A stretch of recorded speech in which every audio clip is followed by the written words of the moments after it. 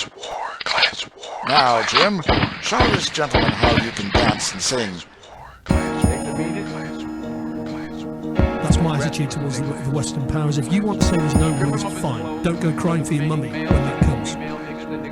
America today finds herself in a unique situation.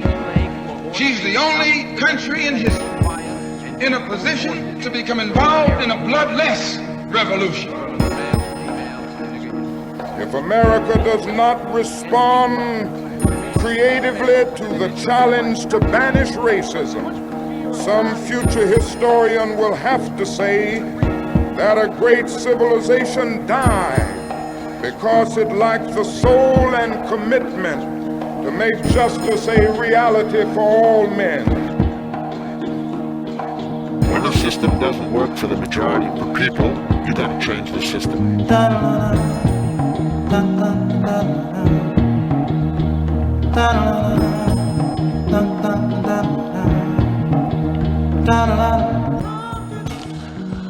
Hello, ladies and gentlemen. This is your brother Vladimir Dees. Welcome to this Class War Battlefield podcast episode. In the near future, I'll be using Class War Battlefield podcast as a way of just kind of brain dumping ideas that I have come up with. I don't think I'm going to structure this show. I have another podcast that I'm working on right now where I'm definitely going to be structuring it. But anyway, you didn't come here to listen to me talk about that. So, in light of Damar Hamlin's injury and his increasing recovery, a couple of things have been running through my mind. The first and foremost is,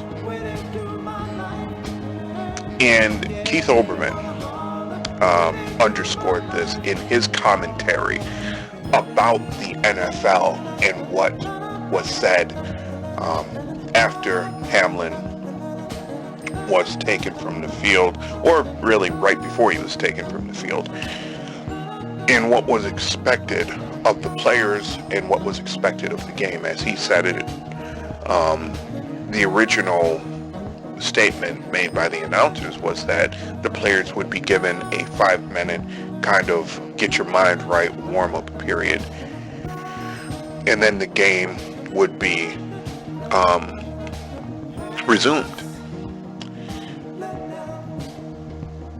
As Keith Olbermann said, then in the next 5 minutes, the world came down on the NFL. It is amazing to me. I did not know, and he recounted on his show, the number of people in the last 40 plus years who have fallen and have been rendered dead for a moment in time or died altogether on the NFL field. I did not know that there were so many other people who had suffered that fate. But I want to go back to what he said about the world coming down on the NFL. He revealed something that I think most people don't like to acknowledge. What social media has revealed is not what the conservatives keep intonating, which is that SJWs, social justice warriors, are louder. They're more vicious than conservatives, when that just isn't true. That they are better organized, when that just isn't true. One of the first websites I actually heard of, and I'm talking back in 1995, was Matt Drudge's website. Matt Drudge. Might have been 96, but I'm confident it was 95. Matt Drudge is not a progressive. Matt Drudge is not a social justice warrior. Matt Drudge is a right-wing lunatic. What social media has revealed, though, is that the humanitarian instinct, which so many conservatives have demanded, was not the true core of humanity,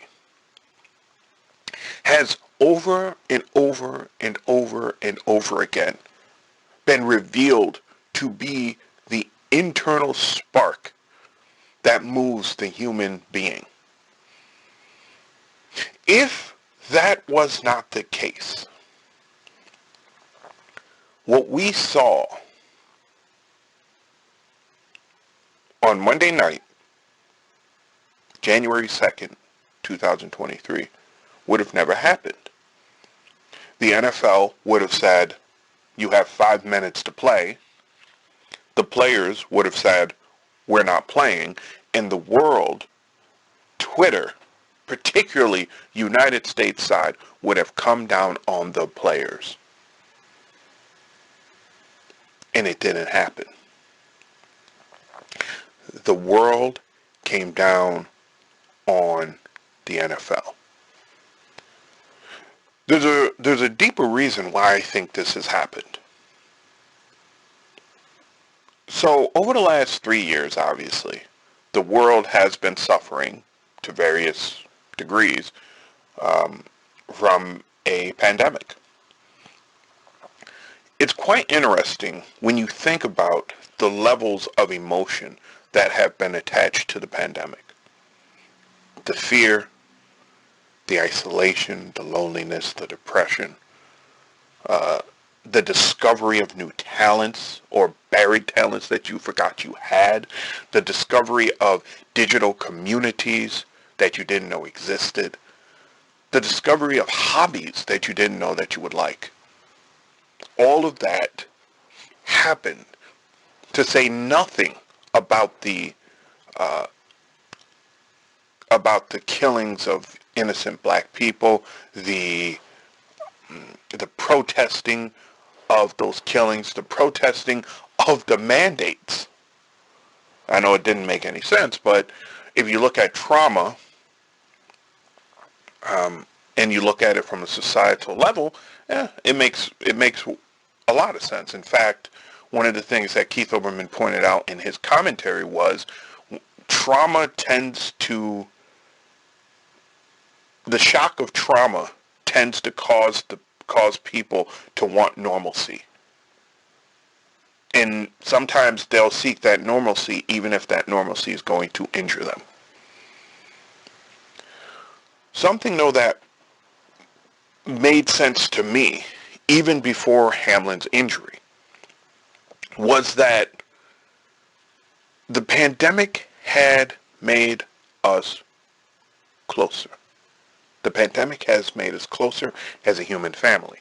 With over 1.1 million people who have died just in the United States from the pandemic, it is likely that every person alive in this country knows a person who has died, whether they are family, friend, or in community. It is unlikely that there is one town in this country that has not been affected by that death rate.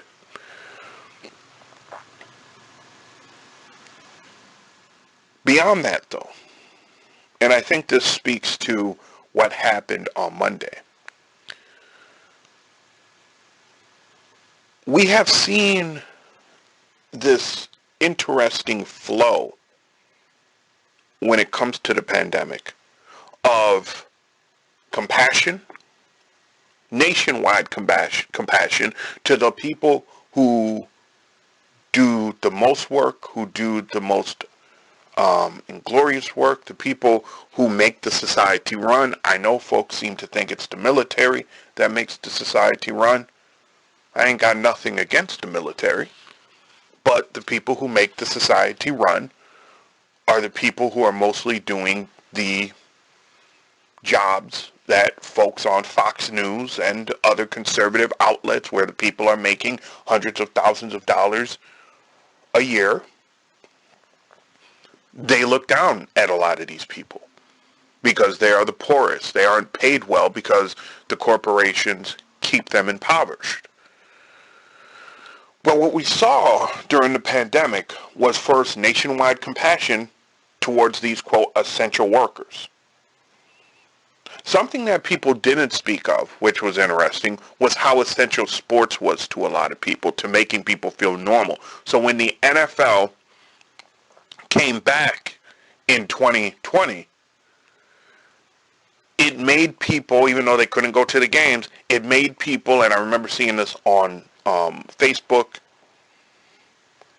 I wasn't on Twitter much at the time, but I remember seeing it on Facebook where people were like, yeah, finally, things feel normal.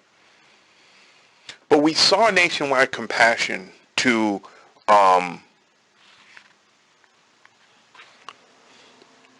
national compassion to these given to these workers. But within a year, that national compassion from the wealthy specifically turned to poison, turned to venom, turned to scorn, turned to hatred. You are lazy. You are what is wrong with this country. You are putrid. God, if we could just do without dealing with you. You are horrible. We saw the wealthy turn their ire towards the people who they needed the most to do the work in this country. And those people, most of them, just went back to work and said, well, that's the cost of living in a hierarchical society. But there was a small group of people, the SJWs, who said, no, we should not be treated this way. And they are the ones who fought back online for the dignity of the average worker. They were also the ones who started this modern union drive to take those necessary workers, those elite workers that every society needs to actually function. I know people in the middle class, people in the upper class, they think they are what the society needs to function. If everybody in the middle class and the upper class went away, the society would function fine for quite some time. And most of them don't want to hear it, but it is the fact. The people at the bottom do the most work. They're the ones that actually keep society going. That small group went to bat for ordinary workers. And so when on Monday night, Hamlin fell, and word got out that the NFL, who don't even like to, and this was something else that was brought up, the NFL and the owners who don't like to sign contracts with guaranteed money. Those of you who watch football, you know what that means. What it means is, family, let's say you had a job at a store, and the store said it was going to pay you $20 an hour. All you had to do was sign this contract. However, they were only guaranteeing $12 of that $20 until you met certain conditions, which typically, if you looked at the statistics of everybody who worked at that store, it was more likely than not that you would not you wouldn't meet those conditions to make up those extra dollars, those extra $8 in the next 4 years.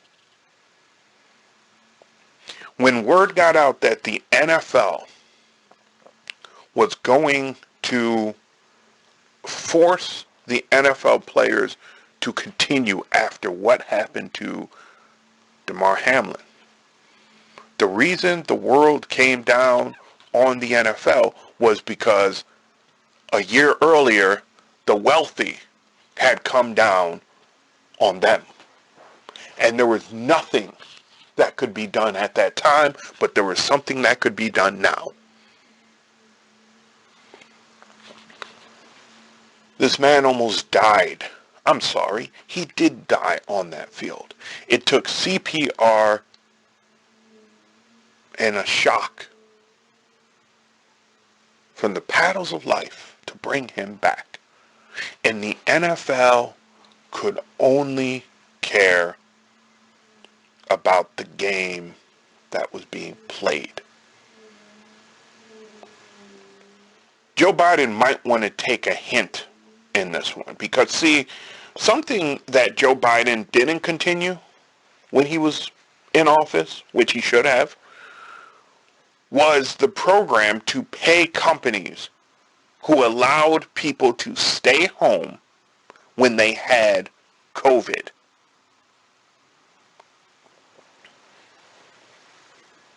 I know people, I've known people who had COVID. They didn't know they had COVID, but it turned out later they had COVID. They were sick. They came to work.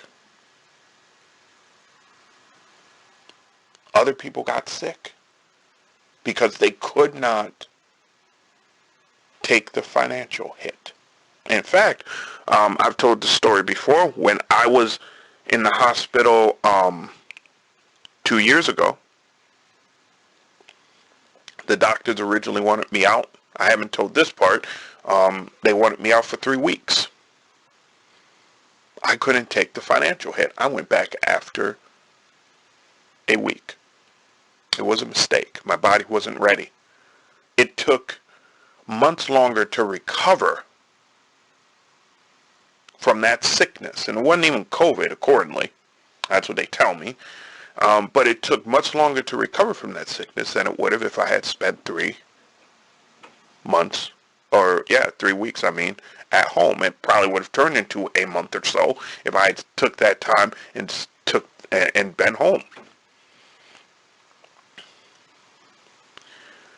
The average worker understands, absolutely understands, the pain of going on when your body says, no, I need to rest.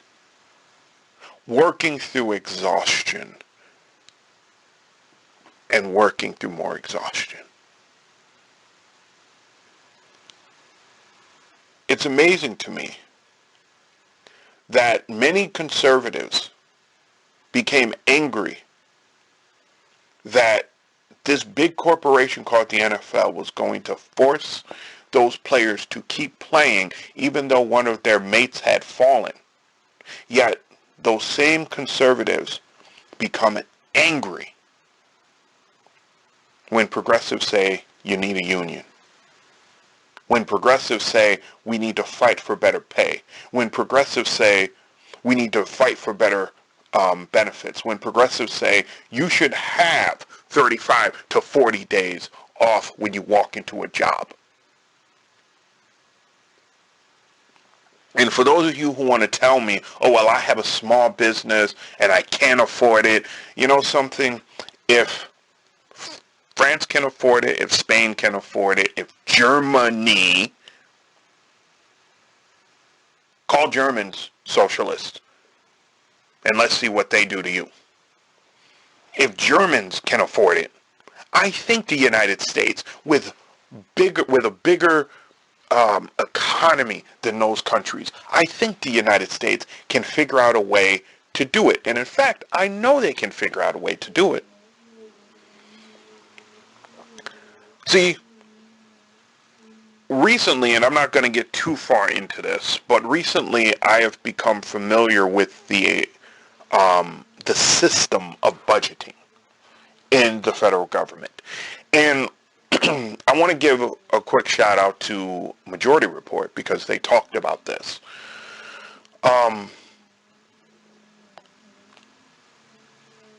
They talked to an author who had written a book on the history of budgeting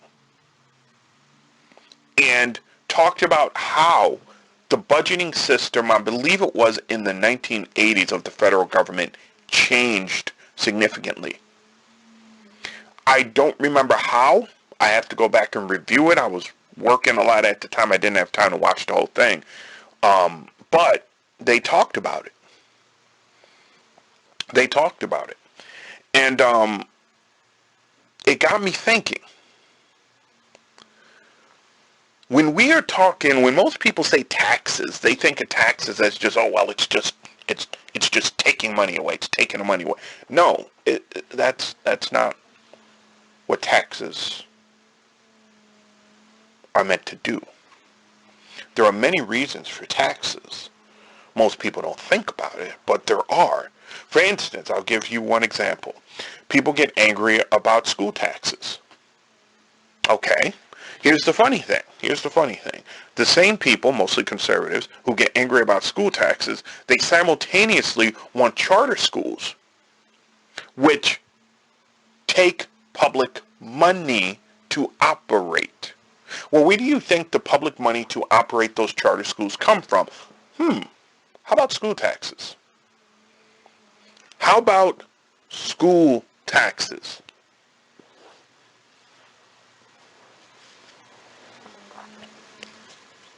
Taxes also can be used to force companies to do something that ordinarily they wouldn't do. Another example, kind of like osmosis. You send in something, you get something in return, right? Give you a great example. One of the issues that the New Deal addressed was companies not wanting to take their massive profits and spend it on updating equipment, building onto buildings, things like that. What the new tax code coming out of the New Deal did was it encoded certain taxes for companies that didn't want to update their equipment, build onto their facilities in the United States, not move jobs overseas, which, by the way, the conservatives have, and so didn't the Clintons, changed those taxes to encourage companies to move overseas and to give them taxes when they do so, to give them tax breaks when they do so. So all of this stuff that you're talking about when it comes to, oh, well, taxes are bad, taxes are bad, taxes are bad. You don't know what a tax is. If corporations are telling you taxes are bad, you might want to ask yourself, why is this cancer cell telling me that the thing that enabled us to build the type of economy that everybody references back in the 1950s, back in the 1960s, yes, I know, for black people it wasn't fair. It wasn't. But still, why are these cancer cells telling me that those structures are wrong? When every time I've sided with them and said, yeah, let's take away this, let's take away this, let's take away this, the jobs seem to disappear more and more and more. More and more and more. That's because they know that they're just cutting the strings that are keeping them here in the United States. I didn't intend to talk about all that, but might as well anyway, right? I'm going to probably keep this short today, so I want to finish by adding on a couple of things that I've been thinking about when it comes to the NFL. One of the questions that I saw on Monday night was, how could the NFL make the game safer? How can the NFL make the game safer? And I got to tell you, family, I've been thinking about stuff like this for a while, and there's a couple of things that the NFL could do. I don't think they do it, but there is a couple of things the NFL could do that would not only make the game safer, but would help teams out in the long run. One, the NFL could expand their rosters. It does not make any sense with the NFL attempting to build a schedule that goes up to 20 games, that rosters have 53 players, and of that, I think you have to make an active 5 of those players for every game. That is stupid. That is dumb. A typical NFL roster today, considering that you have 3 aspects of the game, you have offense, you have defense, you have special teams. You have 11 players that play on each of those aspects. And of those aspects, the third one, special teams, that is mostly made up of people who are from either the offense or the defensive side of the ball. That is insane, considering how dangerous that aspect of the game is. The typical NFL roster, if people really were serious about protecting players' health, should be 65 to 70 players during the regular season. Don't tell me the NFL cannot afford it. The NFL could afford it. It just doesn't want to. It's a capitalist organization which says we want to get more for less. More for less. Moreover, whereas in the 1990s, people used to always say, oh, well, there's just not NFL caliber quality players out there. Bull crap. Bull crap. You have more teams producing high quality players in college than ever before. You have more than enough players being produced at the collegiate level, and sometimes not even at the collegiate level, to fill those extra roster spots. 65 to 70 players, and you should be able to keep 15 to 20 players on the practice squad, and eligibility should be exactly what it is. Maybe it might be changed a little bit to allow players who have more years of experience to remain on the practice squad for a while. Plus, I would add this to the roster.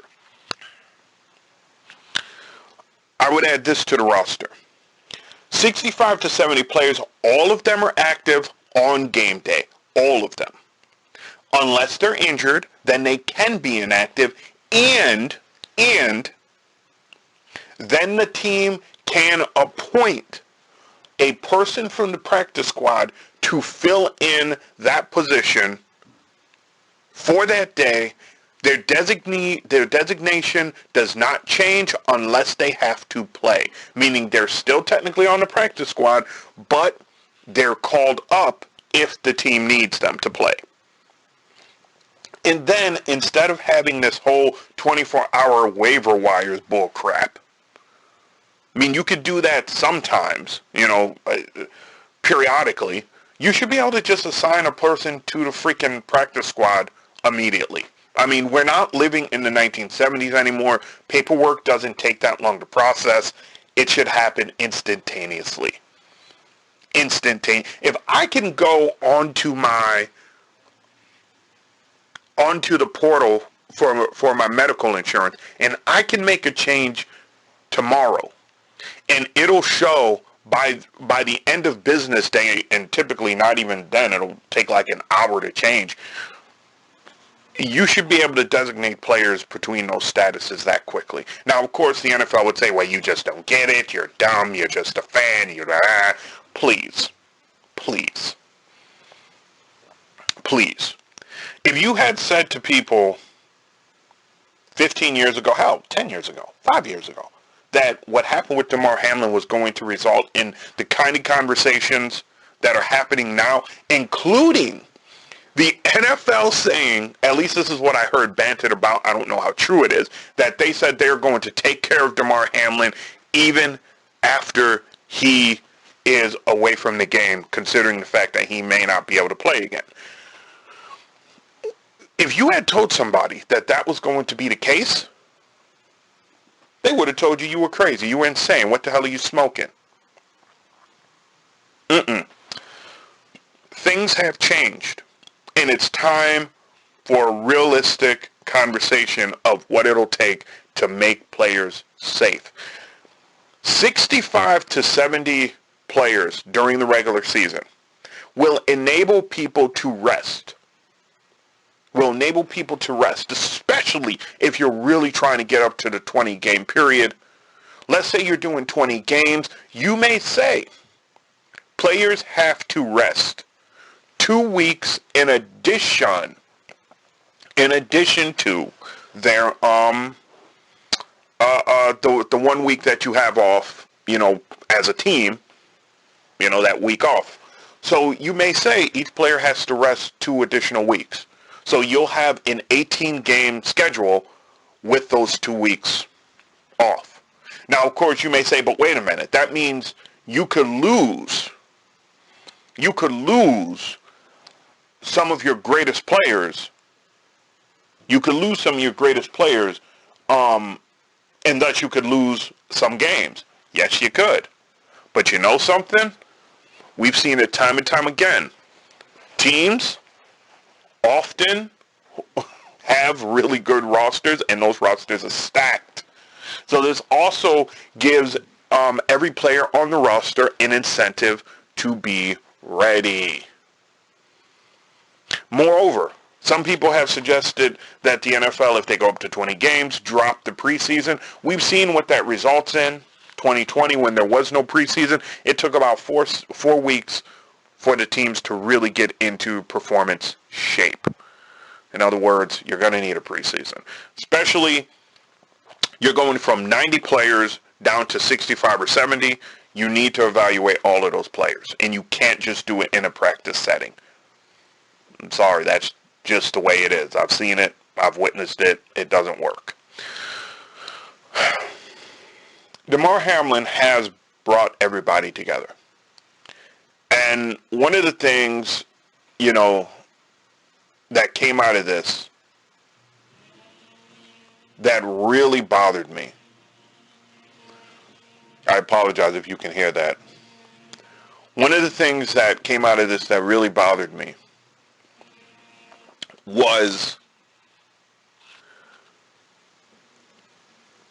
the number of people who, after the NFL revealed what they would be doing for the playoffs, became incensed about the fact that the game between the Bills and the Bengals wasn't going to be replayed. I actually hoped it would be played because I wanted to really see what was going to happen, but at the same time, I understand why they did it. What I would say to the people who became very angry about that game, get your priorities straight, y'all. Because I'm going to tell you, for as much garbage as you're talking, if it had been your family member, well, then again, I guess I can't say that. Maybe you're that selfish. But I would think if it was your family member and the teammates said, we probably need to step away from this game for a minute, you might have said, okay, fine. Yeah, listen to them. But again, there are selfish people in this world. I understand that. So, here's what it is. If you have any questions, comments, concerns, you can always contact me, y'all. I'm back. I don't know how long it's going to take me to put out another episode, but I really do want to thank you guys. Really, I do. I love doing this. Till the next one, y'all. Peace. There's a shadow on the faces of the men who sent the guns to the wars that are fought in places where their business interest runs. On the radio, talk shows, and the TV, you hear one thing again and again, how the USA stands for freedom, and we come to the aid of a friend. But who are the ones that we call our friends? These governments killing their own, or the people who finally can't take anymore, and they pick up a gun or a brick or a stone, and they're alone.